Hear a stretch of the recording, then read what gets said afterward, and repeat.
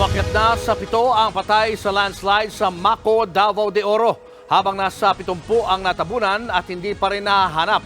At live mula sa bayan ng Maco, nasa frontline na balitang yan si Reniel Pawid. Reniel, kumusta ang rescue operation dyan? Julius, pasado alas 4 ng hapon ay itinigil nga yung search and rescue operations dito sa Barangay Masara. Tuloy-tuloy kasi ang buhos ng malakas na ulan at ang ilang mga rescuer nakakakita na rin every 5 to 10 minutes ng maliliit na pagguho doon sa itaas.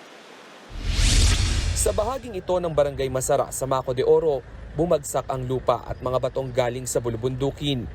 Kabilang sa natabunan ang 2 bus at nasa 30 bahay. Makikita rin ang mga nagtumbahang puno.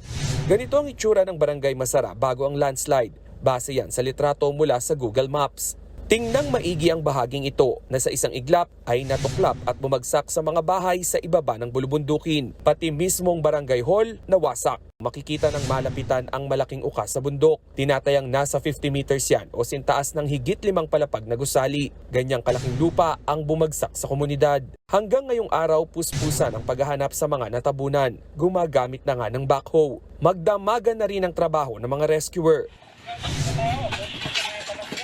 Going pa rin pagkalot, ang uban, ang bus, napadari. Daghan pa natabunan diri posible. Ayon sa Army Rescue Unit, hindi bababa sa 7 ang nakuha nilang bangkay, 13 ang nasagip, mahigit 30 ang sugatan at aabot sa 70 ang nawawala. Sa tindi ng trahedya sa pilitan ng pinalikas ang mga taga-barangay Masara, Tagbaros, Elizalde at Panibasan. Kabilang ang 6 na buwang buntis na ito na lumakad ng halos 1 oras pababa ng bundok. Pinuntahan din ng News 5 ang evacuation center at doon nadatnan namin ang mag-asawang Giovanni at Christy May Alberto. Nakatutok sila sa cellphone at panay ang pagpapadala ng mensahe sa pamangkin na si Iral, nakasama sa mga natabunan. Pero wala itong reply. Hindi kami mapakali kasi hindi pa namin na-confirm na kung saan ba siya ngayon or nakita na ba siya kasi hindi siya nagparamdam po sa amin kahit man chat lang or text lang po.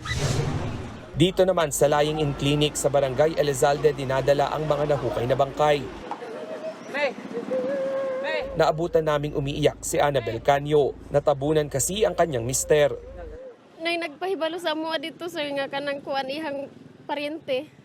Nga mo na confirm na daw na diri Marigold iyang gidrivean niya. Ang iyang ginasundo kanang mga trabahante sa Apex.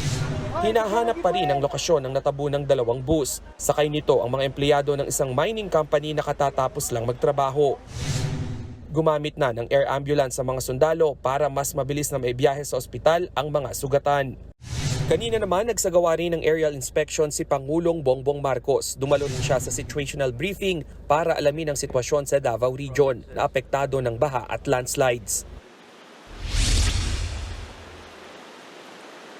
Julius, sabi nga ng ilang rescuer na nakausap natin kanina lang, no, posibleng yung mga naging bitak doon sa taas ng bundok dahil sa sunod-sunod na paglindol noong nakaraang buwan at sunod-sunod din na malalakas na pag-ulan yung sanhi ng landslide dito sa Maco. Julius. Maraming salamat, Reniel Pawid. Mga kapatid, Julius Babaw po. Iba na ang may alam at may pakialam sa panahon ngayon. Para sa frontline ng mga balita, mag-follow at mag-subscribe sa social media pages ng News 5.